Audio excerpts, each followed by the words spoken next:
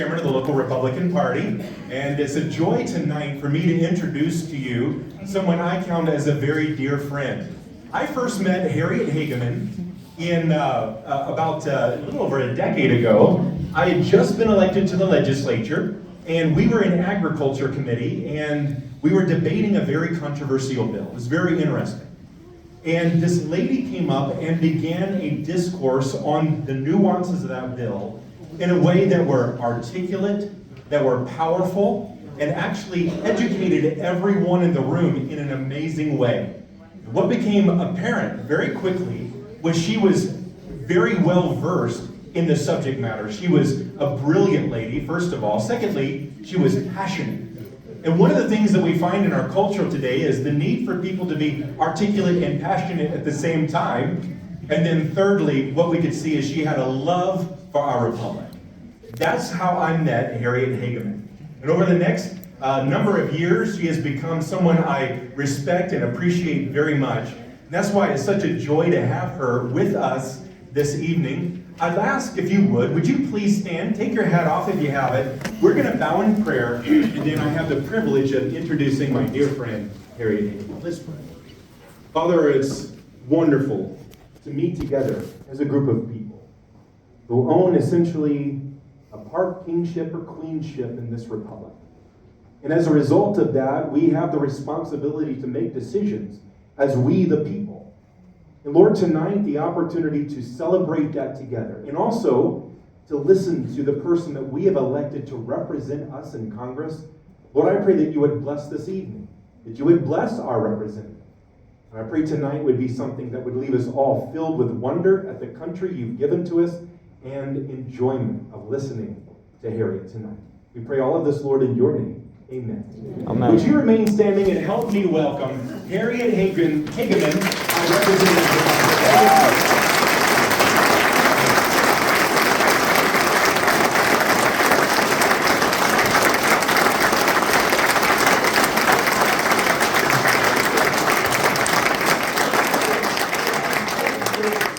Thank you, and Nathan, thank you for that wonderful introduction. I remember that it was a water bill. And if there was anything that I've ever gotten excited about is Wyoming water loss. So thank you for reminding me of that wonderful story.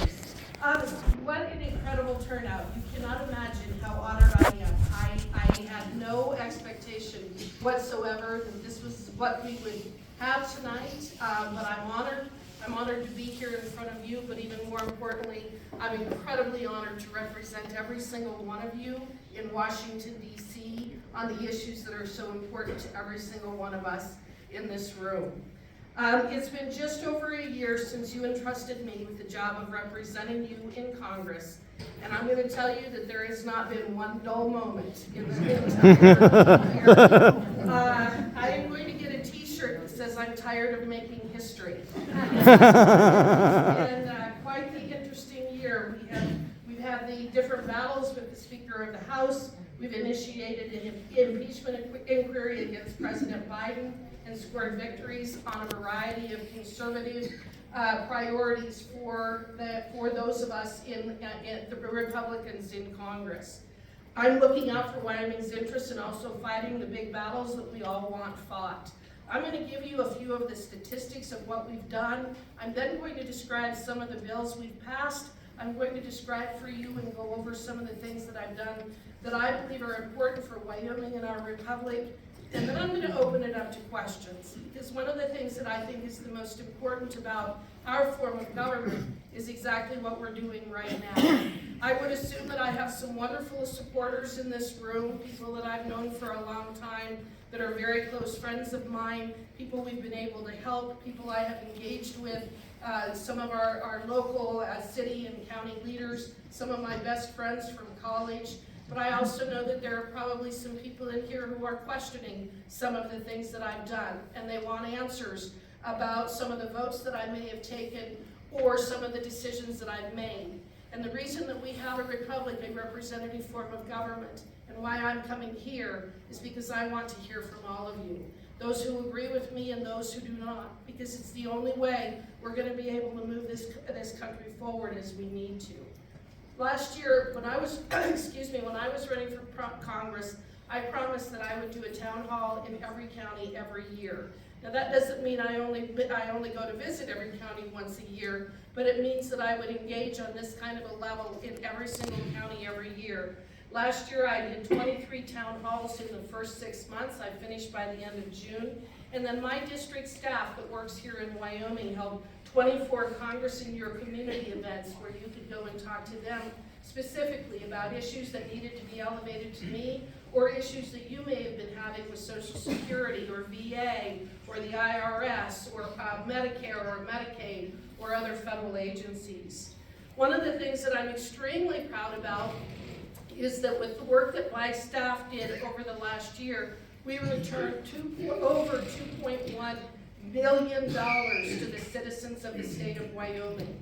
That's not money that came to our communities. I'll talk about that in a minute. That is people who, for example, a gentleman had settled a lawsuit with the federal government, and then they would never write him the check. And month after month after month after month after month, he's calling them saying, "Where is my money?" And they refuse to give it to him. We were able to get on the phone, start haranguing them, and we were able to get that money very, very quickly.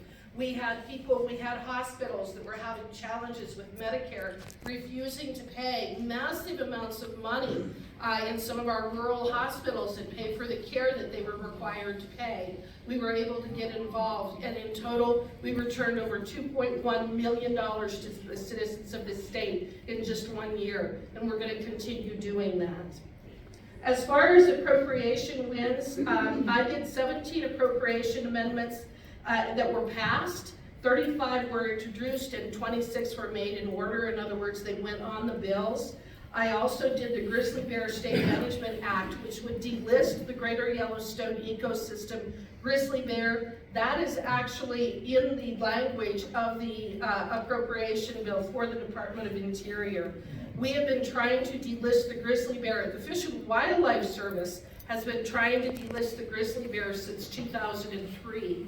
In the 1970s, we were down to around 50-some grizzly bears.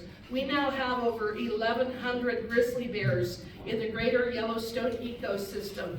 Our recovery goal was 500 grizzly bears, and the state of Wyoming has spent $59 million on that recovery. It is time to delist the grizzly bears so that we can focus on other species and make sure that we can manage that species in balance with our other wildlife, our livestock producers, and things like that.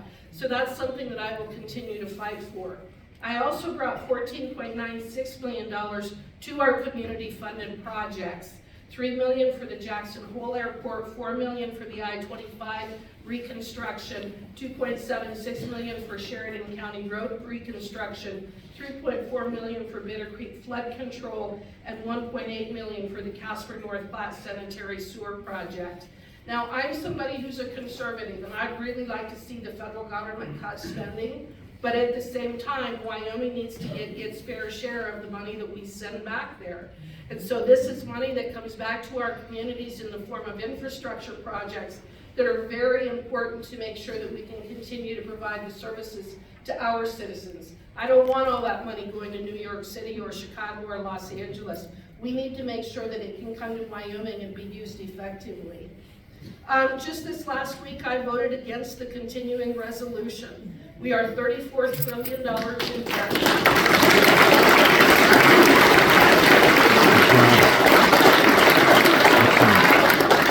I appreciate that because those can be difficult votes. But at some point, we are going to have to face reality. We are the largest debtor nation in the history of the world. And being somebody who has now spent time in Washington, D.C. and looking at how our money is spent, I can assure you we can cut more than $100 million. We can cut more than $100 billion. We do not need to be sending money to Pakistan to talk about gender, the radical gender ideology issue. Absolutely. And that is what we do. I want to educate our folks, but those are state issues. We need to make sure that we are controlling our own destiny by our state representatives making the decisions that are in our best interest. It's one of the reasons why I believe very strongly in block grants without the federal government dictating how the money is spent. Illinois is not Wyoming, and Florida is not California, and Nebraska is not North Carolina. That is our form of government. That is not a bug, that is a feature of the government that our forefathers set up, because our states are the ones that can then make the decisions and prioritize the spending in ways that benefit their citizens in the best way possible. And I'm going to tell you, being the representative from the state of Wyoming, the least populated state in the nation, I can tell you we're very different than every other state in a good way. And that is not a criticism of elsewhere, but one of the things that's been very interesting to me is as I have, thank you, Kale, as I have visited with other representatives back in DC, every one of them wished that they could represent Wyoming. They love our state, they love our beauty, they love our culture, they love what we stand for. There are a lot of people that believe that Wyoming is what America was. Yeah. And Absolutely. They really look to me.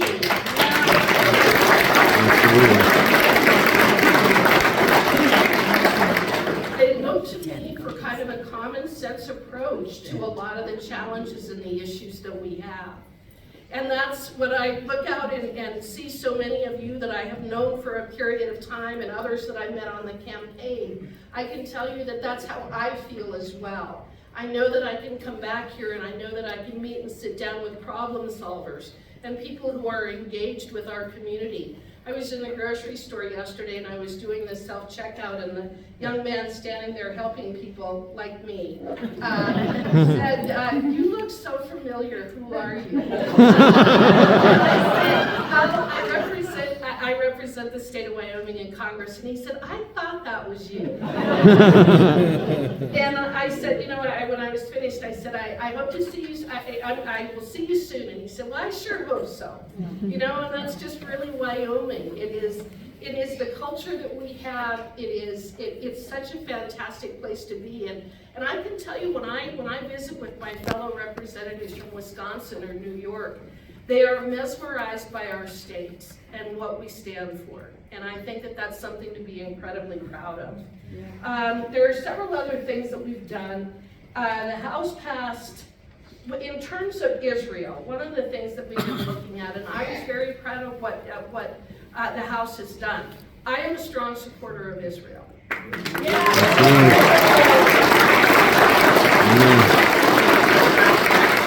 happened on October 7th is one of the most reprehensible things that I have ever seen in my life. I've seen the film, the one that has not been published. They showed that to us separately. And I have never ever seen anything like that, and will never see anything like that again, as long as I live. I will only say it isn't possible to describe what happened that day. And I want to support Israel. And the House of Representatives has passed a very good bill to support Israel and pay for it at the same time by cutting the 87,000 IRS agents.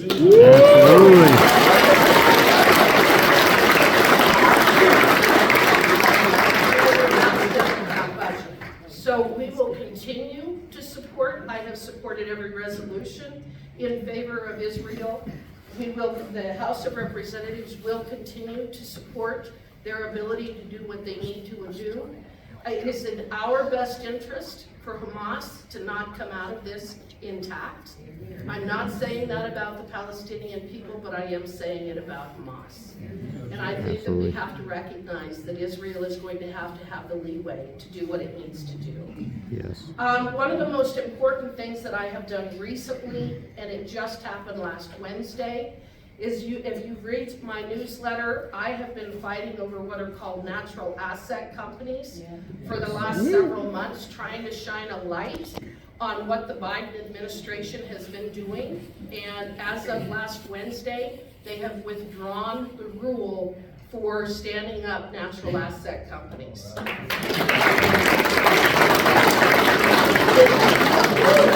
It because I was drafting another letter last week to the SEC, and I went back through the rule, and I have never seen any country so willing to give up their sovereignty to somebody else for a few pieces of silver and to destroy our domestic energy and domestic food production, and they say it in the rule. In the rule, they specifically identify that all of the accounting and all of the enforcement would be done pursuant to the United Nations rules, and it's just shocking. So I've known quite a bit about it over the last several months because we've been fighting it, but going back through it last week, I cannot tell you what an incredible sigh of relief it was that I had when I woke up Tuesday morning and Tuesday morning, and I was working on that letter. Actually, it was the previous Friday. I woke up in the middle of the night and I was absolutely scared to death that they were going to get away with this. And then when I got to work on Wednesday, they announced that they had withdrawn the rule. We got almost 2,000 comments submitted in the last couple of weeks. And again, that was because all of you rallying around this and recognizing how dangerous it was. The natural asset companies would have monetized and securitized all of the natural resources that we have on both private and our public lands. In other words, the idea would be to sell the natural assets of Yellowstone National Park to either the Chinese Communist Party or someone like Bill Gates, and they would be able to control those lands from now until the end of time. It was the most bizarre concept I had ever seen. We stopped it.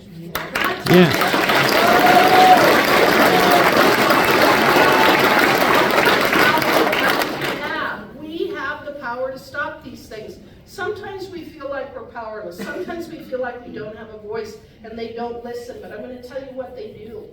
They do listen. If we're willing to step up and we're willing to call them on the carpet. I was just stating to our mayor, right now we're fighting with the U.S. Postal Service. They're going to try to stop us from having a postmark in the state of Wyoming. We will be the only state in the nation that does not have a postmark. All of our mail will be processed in Denver, Billings, and Salt Lake City. That is absolutely unacceptable. So we have been working with and pushing back against the U.S. Postal Service to make sure we do not lose these offices and these processing centers in Cheyenne and Casper. We have to have those services for our veterans, for their medications. For voting, we have Chuck Ray, the Secretary of State, out here.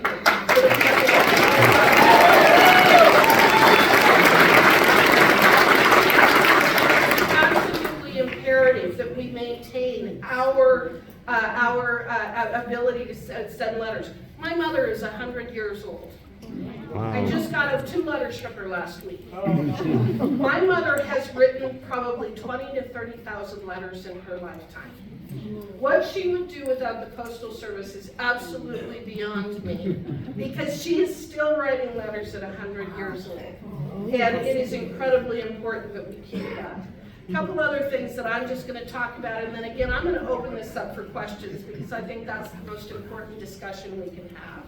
We passed the Secure Border Act, the best and strongest legislation against illegal immigration that Congress has ever passed. I have been to the border twice now, in the Yuma sector, and 2 weeks ago I was in the Eagle Pass sector. What I thought was a crisis a year ago is now a catastrophe beyond anything I ever thought imaginable in the United States of America. When I went to Eagle Pass 2 weeks ago, in the previous 3 days, they had been processing thousands upon thousands of people through Eagle Pass, Texas. When we walked in the door, they only processed about 165 that day, because they knew we were coming. I saw Border Patrol agents out spraying the ground trying to cover up the smell. When you walk into the room, they are lined with boxes, and they say things like extra large crew necks, extra large male boxers, young girl t-shirts, infant diapers. We have just got these enormous warehouses that cost over $1 million a day to operate, and we are processing people through without any thought as to what we're doing. So I was there with about, 60 or 70 other members of Congress, and I just kind of started wandering around, which made him terribly nervous. What I was doing was they have these computer banks set up with people sitting in front of them, and My gosh, are they good at filling out forms. Our bureaucrats, when they want to fill out forms and process people, there's nobody in the world that can be better at it than we are. They're really good at it. And nobody thinks, what are we doing? What are we doing? The human trafficking, the drug smuggling. There was one room of about 35 men. Not one person that I could tell was from Mexico. They were from South America, they were from the Middle East, and they were from Africa. All of them military-age men. And I'm thinking, you're going to let these people walk out of this room tomorrow, and we will have no idea where they're going or what they're doing. It is absolutely a catastrophe, and that's part of why I voted against the CR, because I'm now taking the position. You can either have an open government or you can have an open border, but you don't get both. We have to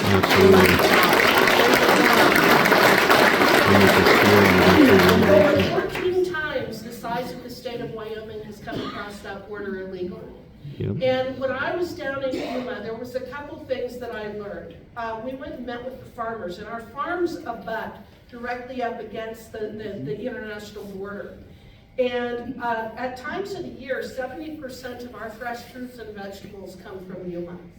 The irrigation systems they have down there are magnificent. I want to spend all my time touring the farms, but I wasn't allowed to do that. But the farmers are down there because they produce food for human consumption, are not governed by the USDA. They're governed by the FDA, the Food and Drug Administration. And they told us that they have to do an inspection of their fields every day. And if there is a footprint found in their field, they have to destroy a 5-foot radius of crops. So as people walk through their fields, they have to destroy all the crops in a 5-foot radius. These people were in tears describing the fact that they were watching the loss of their family farms. They had been on those farms for 120 and 130 and 140 years, and they were losing it, and there was nothing they could do to stop it. We went to the food bank. They were absolutely raided every day. We went to the hospital, over $30 million in uncompensated care. $30 million in one hospital of 75,000 people. The people in Yuma no longer get medical care there. They have to go to Phoenix because they can't even use their own hospital. We have to do something different. Some of the other things that I've worked on have to do with regulatory reform and trying to rein in the unelected bureaucracy of the federal government. It's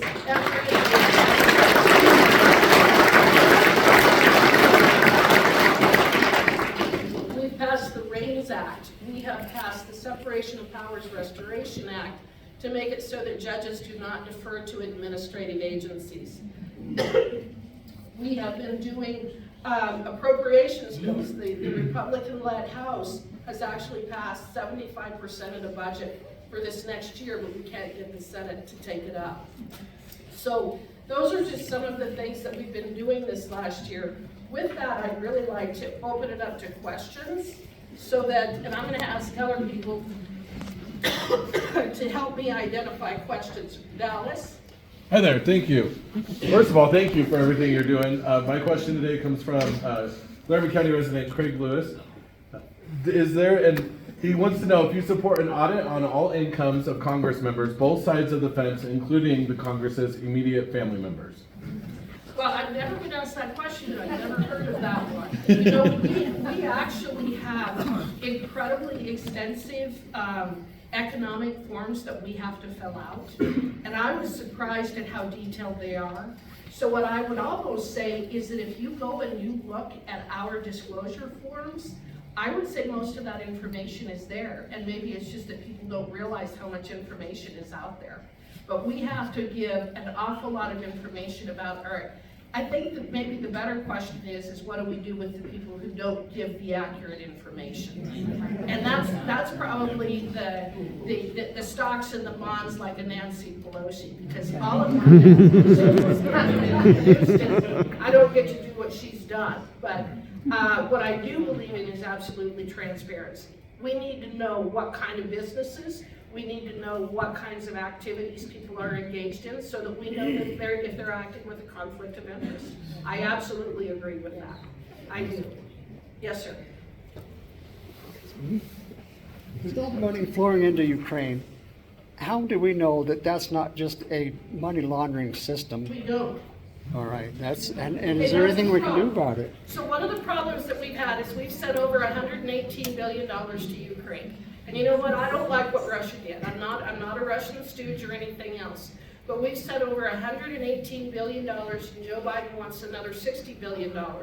And what they're trying to negotiate right now, which just infuriates me, is we get border security, although it has to be real border security. We're allegedly going to get border security if they get their $60 billion. There's a couple of things that I'm going to say about that. Why do I care about another country's border if I don't care about mine? Exactly.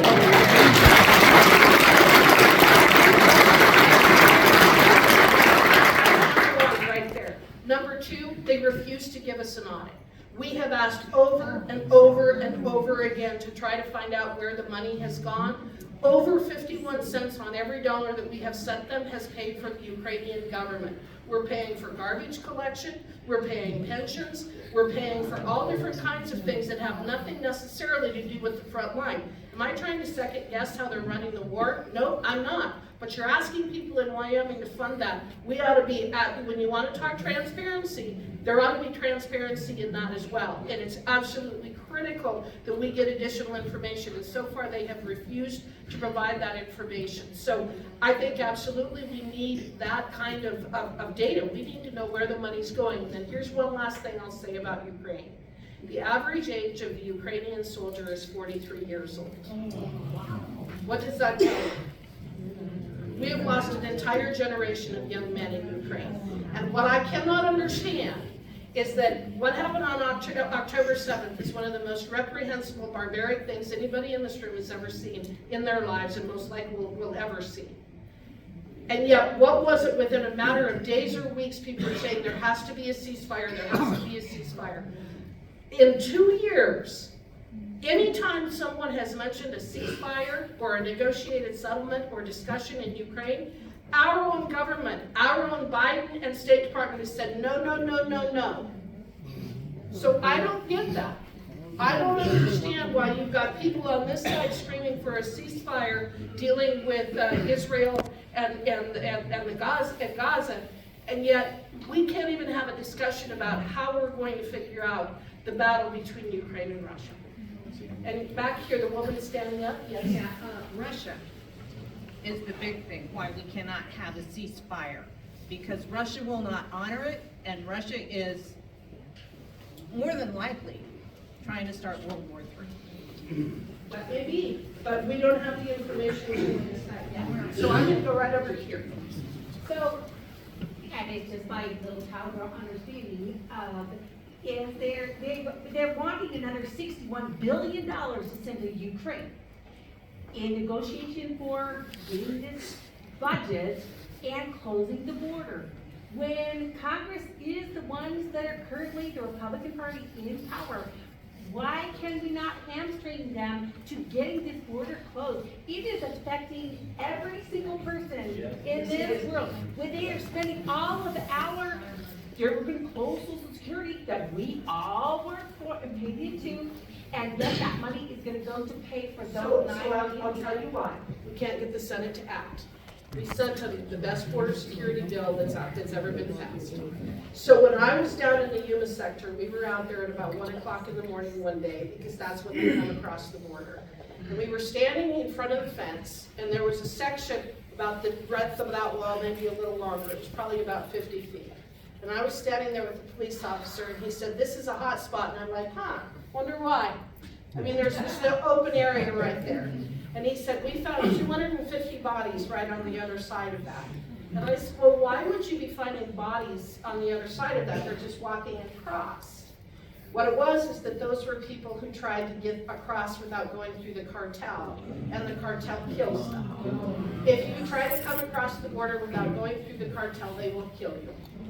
So that was one of the things. But what really struck me was that I looked over here. There are backhoes, tractors, and heavy equipment plus all of the border wall materials that have been sitting there since January 21, 2021, laying there on the ground rotting. They never even moved the heavy equipment out of there. It is sitting there with flat tires because the moment that Joe Biden took office, they stopped building the wall. So here's what they tell us. They say, you give us more money for border security, and we'll go ahead and spend it. But you want to know what they're going to do with it?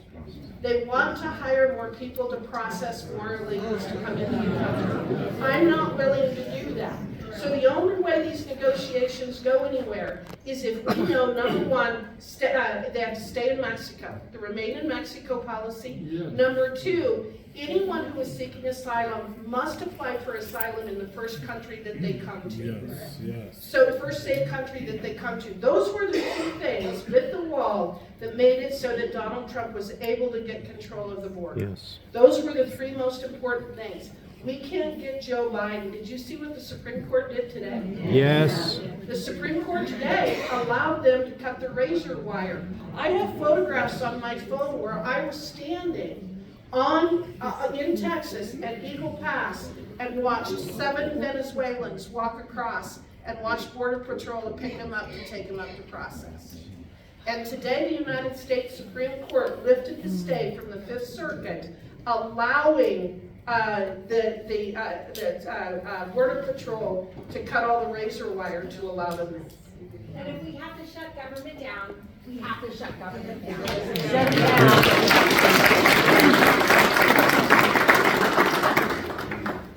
One of the things I'm very concerned about that's coming along the trail really quickly is this WHO thing for men.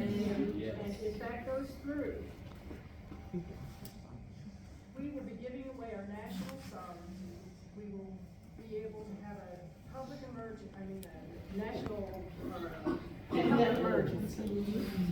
They could do it for climate change, for firearms, for made-up diseases, or new diseases they've developed to dump on us. And I would like to know if this is really going to be going through in Washington, and if it does, if they do this to us, what would be the response from, let's say, Wyoming? There's a couple of things. There's a couple of things that we have that other countries don't have, including the fact that any treaty must be approved by the Senate, and it's not just a majority vote. So one of the very first things that I signed on to when I went into Congress was a letter to the White House saying absolutely under no circumstance whatsoever do you have the legal authority to enter into an agreement with the WHO related to a pandemic or any other national emergency or national crisis. So where the real battle is going to be is if they attempt to do that and they attempt to cede our power to the WHO to respond to a pandemic or other national emergency, you're going to have a battle royale in every state across this country with the question of whether the executive branch even has that authority. My argument is that they absolutely do not have that authority. I think you see it in the treaty clause in the Constitution. But the other part is, keep in mind, even with as bad as the decision was today from the Supreme Court, the Supreme Court over the last couple of years has been, and I think they're going to do it from a case that was argued last Wednesday in the Supreme Court, the case related to the Chevron decision. The Supreme Court has been willing to say that the executive branch's authority is very well defined, and that it has to be authority that is granted, that it has to be something that Congress has passed. So this is going to be another one of those battles between the legislative branch and the executive branch. But my response is the executive branch has no authority to enter into an arrangement with the WHO that would give them the authority to control us with what happens in a pandemic.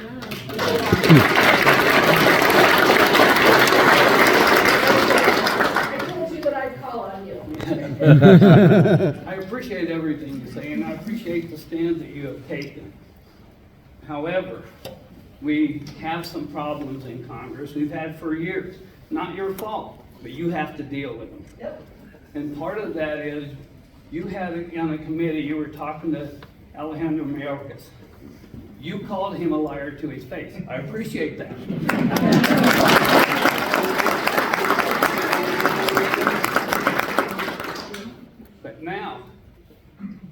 under oath. That means he committed a felony. Article 2, Section 4 of the Constitution talks about impeachment, and it says you shall impeach them for high crimes and misdemeanors. Committed a felony, you don't have a choice. The rest of the Republicans don't have a choice. If you don't impeach him, you're violating your oath of office. I believe that he will be. Okay, so, but that's not coming through my committee. There are 3 reports that have been issued, and I would encourage you to go look at them. There are 3 reports that have been issued by the committee. It's run by Representative Green. I just had it just was blank. You can find it. There are 3 reports that have been issued describing all of the ways in which Mayorkas has violated his oath, and that is the committee that I believe will be moving forward with impeachment proceedings against him. So that's something that we discuss all of the time. I agree with you. He was lying. He lied to us that day. He lied to us repeatedly. He has lied to the American people, and he has absolutely failed. He's absolutely failed to carry out.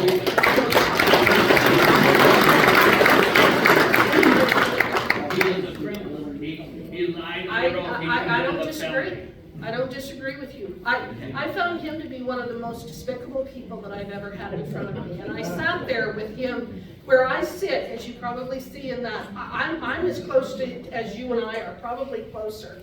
And I sat there and listened to that man for hour after hour after hour, and I was horrified. And one of the things he kept saying is, why do you guys say this about me? I came from Cuba. My family came from Cuba. And the one thing I should have said to him is, well, when you left Cuba, you brought it here with you. Right back here. Yes, my question is, so many of them are criminals. But the number one thing is the machines. I mean, we can vote, but then we have the machines to deal with. The voting machines. Yeah.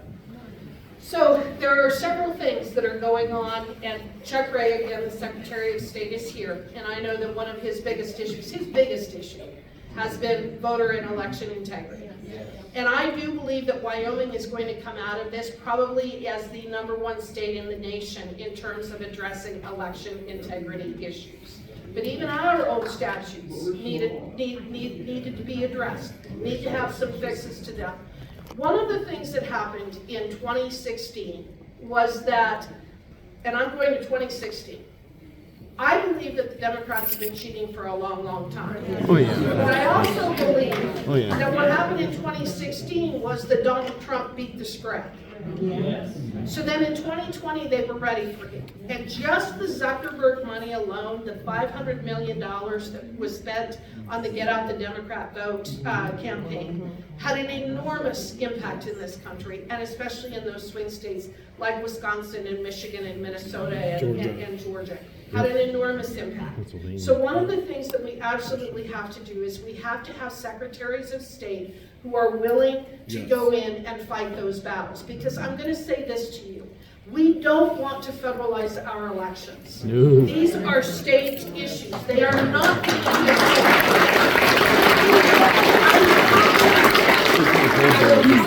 And I am constantly sending my staff articles and saying, do we need to be talking about this? Do we need to be addressing this? I'm constantly looking at it. I have met with people in the RNC. They have stood up a specific division that is doing nothing but election integrity for 2024.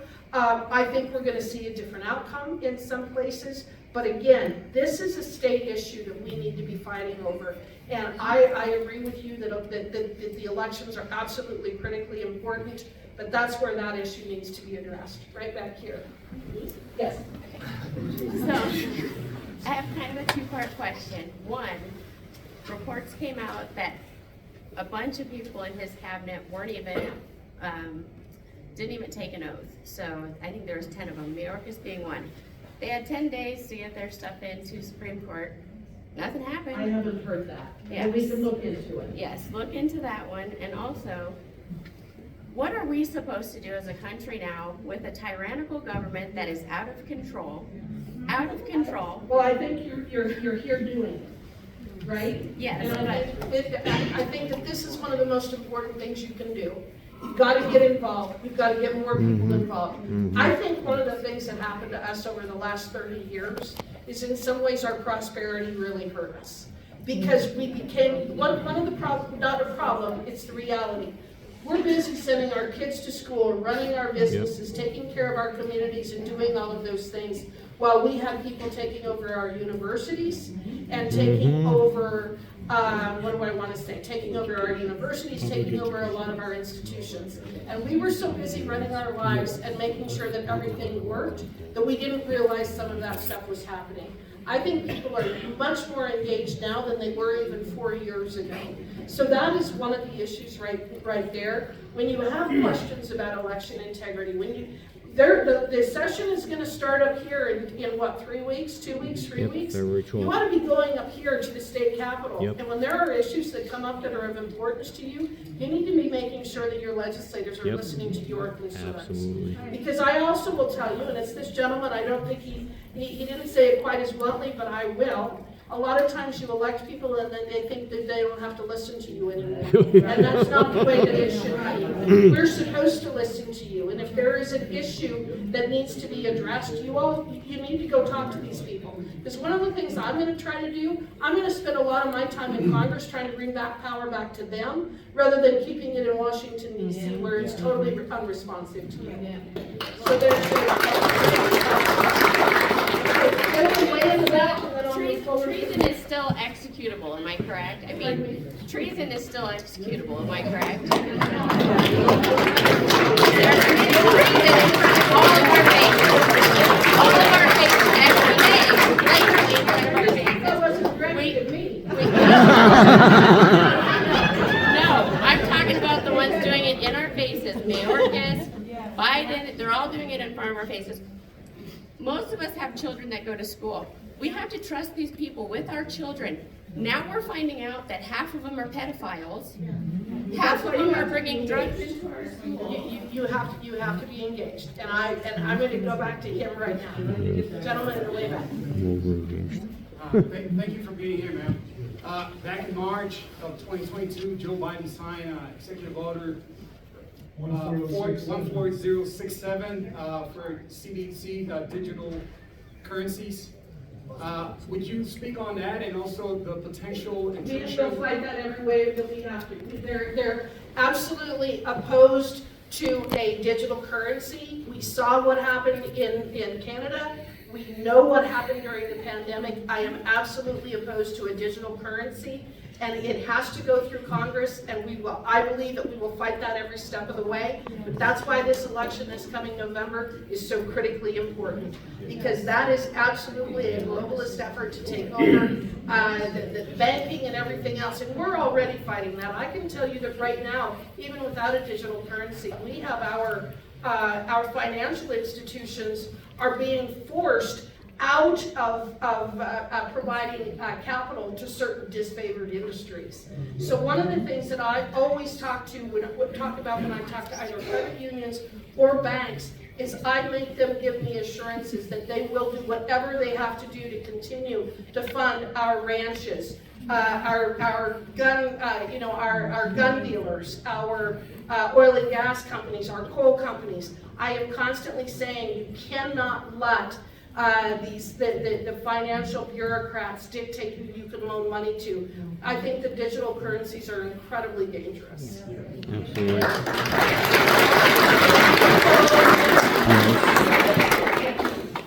And then I'm going to come up here to the front. Hi, Ms. Hageman. It's a pleasure to see you again. I am here because I want to get your thoughts on what's going on with the education system today in our state. Because 65+% of our students are testing below grade levels, and parents such as myself, when we go to the school board meetings, get met with pushback, and I mean, you name it, it's just crazy.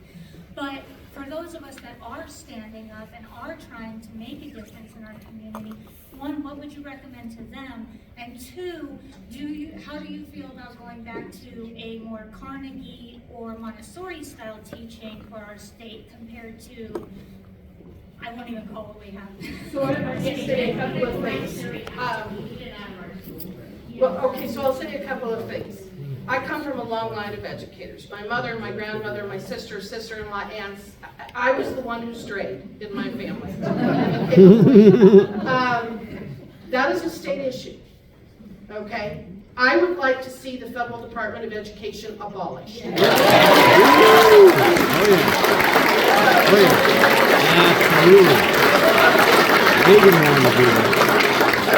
That is not for your congressional representatives to be deciding. That is a local issue. That is a state issue. And so your superintendent of public instruction, your legislators, your leaders, your county leaders, your school board members, that's where those issues have to be addressed. What do I think about education? I grew up outside of Fort Laramie, Wyoming. I went to Fort Laramie and Guernsey and Lingle High School, Lingle Fort Laramie High School. I graduated with a class of about 30 people. My entire high school had 125. I went to Casper College on a livestock judging scholarship, and I now represent the state of Wyoming in Congress. I got a phenomenal education in Lingle and Fort Laramie, Wyoming. Okay? We had English, math, science, social studies, athletics. We had European literature. I was doing calculus and trigonometry my senior year in high school. Now we had small classes. We had those luxuries. I didn't have speech. I didn't have foreign languages. I didn't have access to a lot of things that kids have today. But I got a really good, solid education, and I had phenomenal teachers. I can tell you the name of every teacher I had since kindergarten, and I loved them. But that's what we have to get back to with education, is the basics. My mother was taught in one-room schoolhouses from 46 to 52 in Montana, taught 1st through 8th grade, and had highly successful students.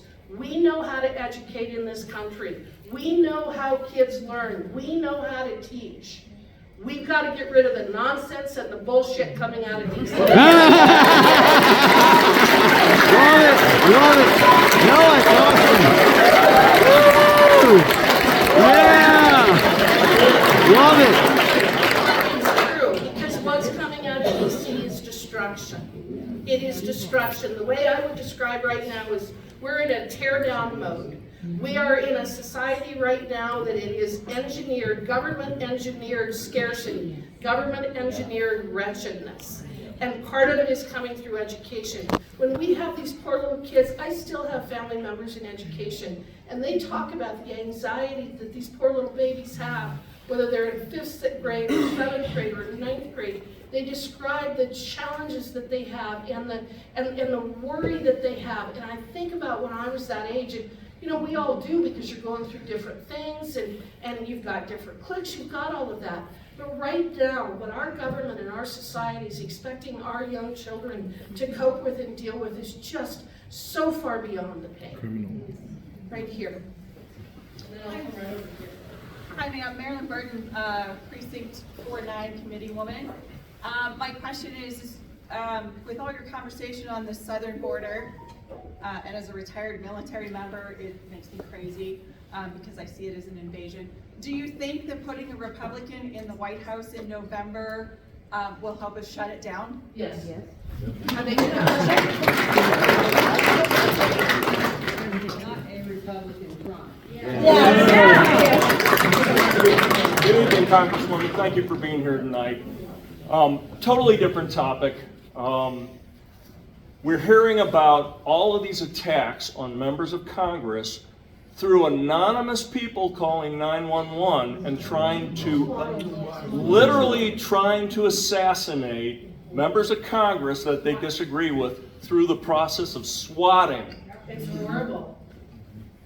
Is there a way that legislation could be passed to enhance the 911 system, certainly in the District of Columbia and all of the areas around the legislative district there, to better identify who is making these kinds of calls?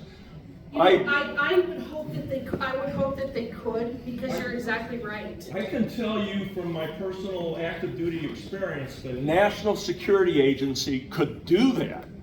And they could embed it in every 911 center so that if nothing else, they could triangulate the location of the phone and they can identify the electronics, because hitting star 67 doesn't keep the NSA, National Security Agency, from identifying the phone instrument making the call.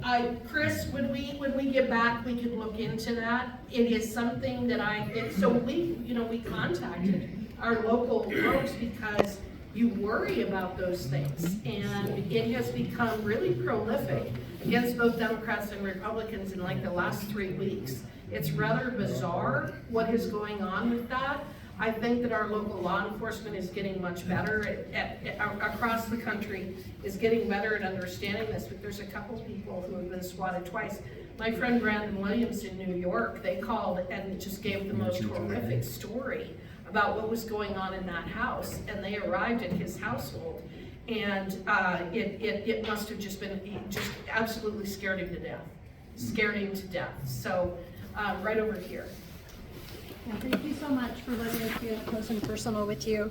I was just curious if we're making any progress with Congress helping to get the J6ers out, and is anybody besides Marjorie Taylor Greene taking action on that? That's all that we hear about, and what can we as citizens do? It's horrific. So I'll tell you what is happening with that is that the Supreme Court is taking up the case, whether that was obstruction of an official, not operation, an official event. That is the #1 felony charge against all of the J6ers, is that they obstructed an official proceeding. But that particular statute was passed by Congress in the late 90s, early 2000s in response to Enron. You remember the Enron collapse out of Texas? And what it had to do with was that they were allegedly, and I think we've learned more about Enron since all of that happened, but they were allegedly disposing of documents and shredding documents. So Congress passed this legislation that would turn into a felony if you were convicted of obstructing an official proceeding. But it was never intended to be used against the way that it's being used against the J6ers. That case has been taken up by the United States Supreme Court. You're asking me what Congress can do? There's nothing that Congress is going to do. I'm not going to lie to you and try to act like we are, because we're not. We have the Republicans have a 2-vote majority right now in the House, and you're not going to see anything that's going to move on the House floor at all. They're just not going to do it. Would I vote for something like that to address it? I would, but it's not coming up even in a Republican-controlled Congress. The only chance we have right now is that the Supreme Court will find that that is an inappropriate use of that statute, and if they do, then everybody else that has been convicted of that, it would be overturned, and they most likely would be freed, because that's the only reason as to why they are being convicted of a felony. So that's #1. And #2, there are several courts now who have actually freed some of the J6ers based upon what the Supreme Court is going to rule on that. So I think even those courts recognize that the Supreme Court may very well reverse the DOJ's use of that particular statutory provision. I think we'll take 2 more. 2 more questions, okay. I'll take over here. I've spent more time over here, so I'm right here and then I'll go back there. Well, first of all, thank you for what you do. Thank you for giving me the entertainment of watching your YouTube videos and watching how they're not going to answer the question knowing fully that you're not backing down. So thank you for that. Now that we've exposed that in the CIA, in the FBI, in the IRS, how do we expedite the removal of those people? Yeah. No, it's gonna be an election. If we had a 40 vote majority in the House of Representatives, you'd see something different. If we had the Senate, I think you'd see something different this time. But I'm also going to say something. When President Trump was the president, we had the House, the Senate, and the presidency, and we failed. We failed. Paul Ryan failed, Mitch McConnell failed, right? And there are a lot of people who are still like them, who are still in positions of power, and they're going to continue to fail because they're part of the uniparty. So that's the reality of the situation. So we've got to get a higher majority of people like me who are willing to stand up for this and fight back against the nonsense coming out of Washington, D.C., and we're going to have to get a Republican president, and that's just the reality. And then we're going to have to hold him accountable and not allow people like Mayorkas or Christopher Wray or Mary Garland. I would love to see every one of them not only fired, but prosecuted for some of the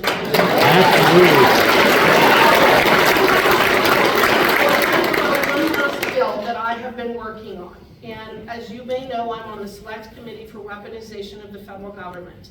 And I believe that the one bill that is going to come out of that is we have right now what's called 42 USC Section 1983. And what that means is that if somebody in the state government, if the DEQ, if somebody in DEQ were to violate my rights, I can sue them in federal court under a Section 1983 action for violation of my civil rights. And it says that the statute says under color of state law, someone violates your civil rights, you can bring a lawsuit against them and you can sue them for money damages. There's no law like that for the federal government. So all of these people that have been violating our First Amendment rights, our freedom of religion, our freedom of speech, our freedom of assembly, our freedom to petition our government for redress, you want to know why they can do it? Because they know they can get away with it, because I can't sue them for it. So I have introduced a bill with Dan Bishop from North Carolina. We have introduced a bill called the First Amendment Protection Act. And anybody who violates someone's First Amendment rights by, for example, searching whether they're buying Bibles, or searching whether they are buying guns, or searching whether they are going to Catholic churches and surveilling them as domestic violent extremists, we can personally sue them for money damages under law. Good.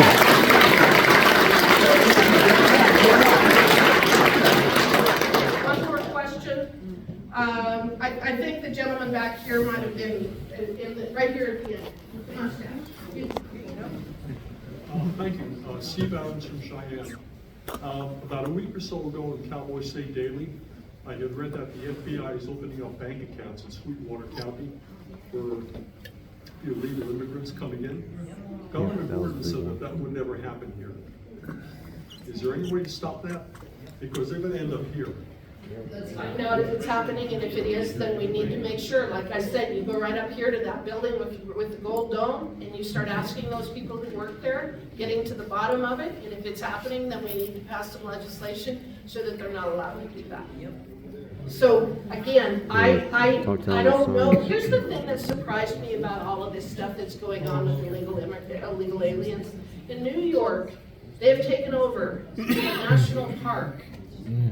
A national park and put in tent cities. You go try to do that in Yellowstone National Park, Fort Laramie National Park. Go set up your tent out there and see what happens. They have set up tents in a national park in New York. We were in the middle of this because I'm on the Natural Resource Committee. We oversee federal lands. We absolutely went ballistic on this, saying, you can't do this. They didn't do a NEPA analysis. They didn't do anything. So we got in the middle of this, and we went up there and we looked, and I wasn't able to go on that particular trip, but Bruce Westerman, I was talking to him. It's a swamp. Anytime it rains, the entire area floods. That's why it's there. That's why it's never been built on. So what happened 2 weeks ago when they had a terrible rain? The entire thing flooded. What did they do? They closed down a high school, made them go to remote learning, and used the high school for illegal immigrants to stay. Now I'm sitting there thinking, who in their right mind would think that this was the right thing to do? And that's what I'm saying. When we process people, when we put together forms, we're really good at following those forms, but nobody ever really thinks, is this the right thing to do? And what's happening right now in terms of immigration is not the right thing to do. And I'm going to tell you, we're fighting it with everything that we have. We're fighting it with everything we have. I wish we had more people in the Senate who have our back. So, thank you very much for all of you being here.